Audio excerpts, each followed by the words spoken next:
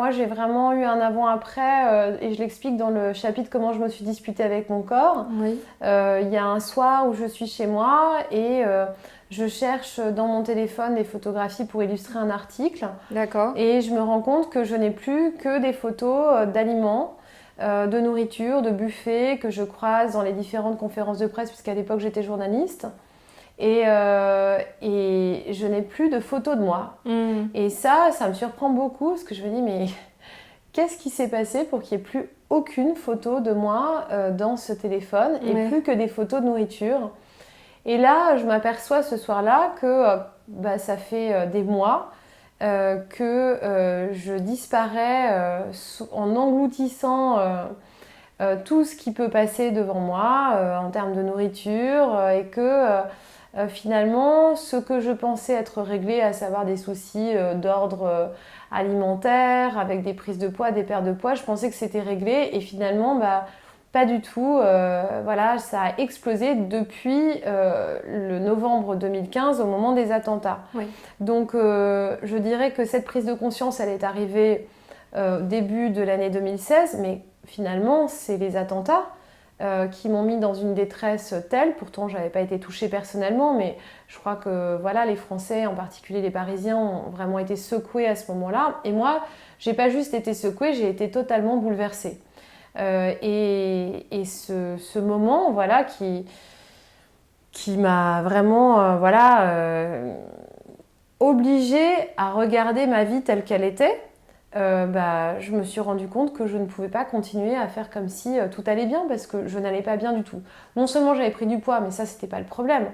C'est surtout que je m'étais complètement déconnectée de mon corps que je détestais. Je me trouvais immonde physiquement et je n'aimais pas m'habiller le matin. Je me sentais moche du matin jusqu'au soir. Enfin, donc on pourrait se dire bon c'est anecdotique, c'est pas très grave.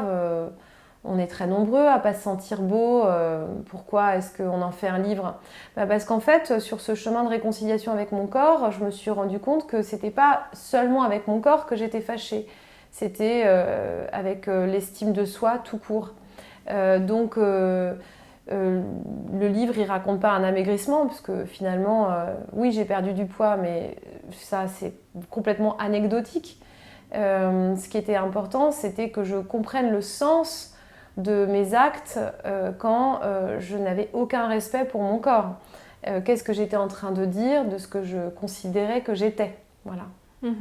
Oui, d'ailleurs, il y a plusieurs passages où tu racontes les étapes où tu cherches, en fait. Tu étais en recherche dans ton chemin depuis déjà de longues années, puisque tu es allé aux ateliers Weight Watcher, faire des rencontres avec des femmes pour essayer de parler de ces problèmes de poids. Et c'est des passages très drôles d'ailleurs dans le livre, je trouve. Pas que drôle, hein, mais il y a la façon dont tu l'expliques est quand même, par moments, c'est rigolo, mais on sent plus de la bienveillance. Oui, moi je me suis en fait beaucoup battue avec mon poids pendant une vingtaine d'années. À perdre, à prendre, à perdre, à prendre. À faire des régimes un peu aussi, faire des régimes, dans tous les à sens. tout tester. Ouais, c'est ça. Et comme tu étais journaliste beauté en plus, tu as eu accès à plein d'informations et à plein d'experts. Donc j'ai testé énormément de méthodes, à chaque fois avec beaucoup d'espoir et finalement peu de résultats. Mais non, je savais, j'étais très douée pour maigrir. J'étais quelqu'un qui savait très bien maigrir. Après, je finissais toujours par reprendre du poids. Tu expliques que les régimes les plus restrictifs sont les pires, puisqu'après tu manges beaucoup plus. Oui, parce que en fait, on met le corps dans une situation de manque. Il ne comprend pas du tout pourquoi on passe du tout à rien. Par exemple, les régimes sans sucre sont ou sans un aliment, ça peut être, j'en sais rien, moi, sans féculents ou bien... à chaque fois que c'est extrêmement restrictif et qu'on enlève de très grands groupes d'aliments, y compris ceux qui sont plus festifs, comme le groupe des aliments sucrés rapides, si on a toujours apprécié manger des choses sucrées et qu'on passe au sans sucre du jour au lendemain, bon, alors il y en a qui tiennent très bien et qui n'ont aucun problème avec ça, tant mieux pour eux. Oui. Mais si on a eu des troubles du comportement alimentaire et qu'on a connu la jouissance du manque, c'est-à-dire que toutes celles qui ont eu des rapports anorexiques avec leur assiette, qui ont connu la jouissance de la faim, où d'un seul coup on a faim mais on la dépasse et on se sent surpuissante. Ça c'est quelque chose qui est très fréquent dans les régimes, où d'un seul coup voilà, on se dit mais c'est dingue, c'est génial, j'ai pas mangé et je m'en fiche. Et je maigris. Et je maigris et donc on se sent plus forte que jamais. Ouais. Ça c'est comme une drogue en fait. Et donc là on n'est pas dans l'écoute de nos sensations. L'écoute des sensations du corps, c'est j'ai faim, je mange, je n'ai plus faim, je m'arrête. Ça, c'est la base. Les enfants, ils savent très bien le faire, les bébés, ils savent très bien le faire. Mais on a un rapport qui est tellement modifié par les comportements et par les pensées collectives qu'on finit par croire que c'est normal de se forcer à ne pas écouter sa faim quand on a faim. Oui. Oui, c'est ce moment de satiété, quand tu expliques la satiété. C'est assez intéressant, je trouve, ce passage-là. On a l'impression que tu n'avais plus cette sensation de faim et de t'arrêter au moment où mais c'est le but en fait. Hein. Le but pour être totalement libre, c'est de ne se fier qu'aux sensations corporelles. Et tu n'avais plus ça? Tu ressentais plus ça à un moment dans ta vie? Pendant 20 ans, je me suis coupée de ces sensations-là. D'accord, ok.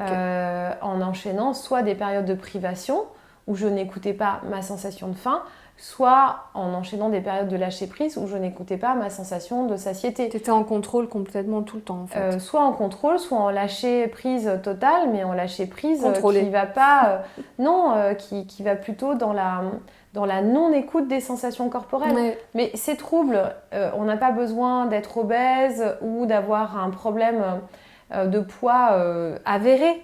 Y a des tas de femmes qui les partagent et qui pourtant ont un poids stable. C'est pas le poids qui va nous permettre de savoir si on a des troubles du comportement alimentaire ou pas. On peut être mince, mais avoir exactement les mêmes troubles et être sans arrêt dans le contrôle, ou bien de se dire non mais là je me lâche ce soir et puis demain je ferai attention. En fait, vous verrez si vous observez les gens qui n'ont pas de problème de relation avec l'aliment, avec l'alimentation, même s'ils sont devant un gâteau qu'ils adorent, qu'ils trouvent délicieux, quand ils en ont mangé un petit morceau et qu'ils n'ont plus faim, ils vont s'arrêter et dire c'est tellement bon, j'adore, mais là j'ai plus faim. Et ils savent s'arrêter naturellement. Et donc ça, en fait, c'est ce qu'on cherche à venir stimuler. Mais quand on travaille en méditation avec des outils qui nous permettent de regarder, d'observer les sensations corporelles, on va pouvoir être beaucoup plus attentif à nos sensations quand on est à table. Donc ce sera plus facile. Mais il faut juste se méfier d'une chose, c'est qu'on peut construire des pensées négatives, des cognitions négatives avec des aliments. Quand on s'en est longtemps privé, on peut finir par se dire chocolat égale non, sucre égale non, comme un espèce de panneau interdit, une zone rouge qu'on ne veut pas franchir. Et on s'est convaincu nous-mêmes que c'était extrêmement mauvais pour notre santé. D'accord. Et du coup, en fait, c'est pas forcément les sensations dans le corps qui prennent le relais, mais ça peut être le mental qui nous dit c'est un poison total, tu ne dois pas en manger. Et donc du coup, on finit par ressentir dans notre corps quelque chose qui n'est pas du tout agréable, parce que le mental, en fait, nous envoie aussi ces signaux. Donc l'idée, c'est juste de se retrouver vis-à-vis des aliments et encore une fois, d'être dans une liberté, de se dire j'en ai besoin, j'en ai envie, mais je peux aussi, parce que je ne suis pas tout le temps avec ma faim et ma satiété, par exemple, on a terminé un repas qui était délicieux, on n'a plus faim, quelqu'un nous propose un dessert supplémentaire, et puis on a quand même envie d'en manger un morceau. On peut consciemment choisir d'en manger malgré le fait qu'on n'ait plus faim, et c'est pas la fin du monde. Mais on va le manger peut-être beaucoup plus doucement parce qu'on sait que là, on est en train d'aller au-delà de ce que notre corps peut tolérer. Mais si on envoie le message à notre corps, c'est ok, je suis d'accord en fait pour manger ce gâteau, j'ai choisi de le manger et je sais qu'il va pas me faire mal du coup, je sais qu'il va pas parce qu'il est délicieux, etc. Ben, on va digérer beaucoup mieux.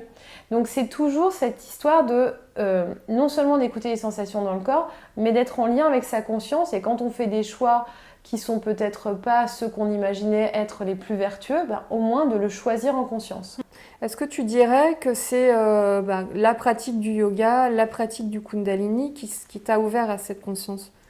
En partie, oui, mais après, j'avais aussi beaucoup préparé le terrain avant. Peut-être que c'est ça qui m'a permis de m'ouvrir à recevoir cette technique et ces enseignements de manière aussi rapide.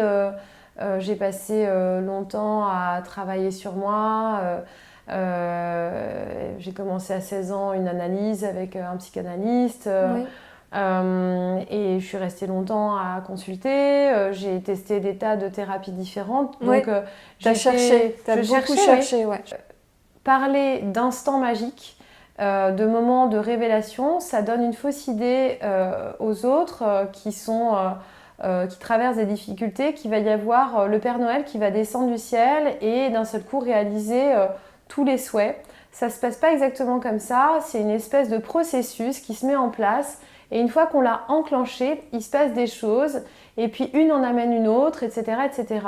Mais on n'est jamais en train de reculer sur son chemin. Et même si on n'utilise pas ces techniques, on n'est jamais en train de stagner. En fait, on n'a pas besoin forcément du Kundalini Yoga pour pouvoir se sentir en éveil. On peut marcher et avoir d'un seul coup, parce qu'on est face à une nature qui est sublime, une épiphanie, un moment absolument merveilleux où on se rend compte qu'on fait partie de ce grand tout.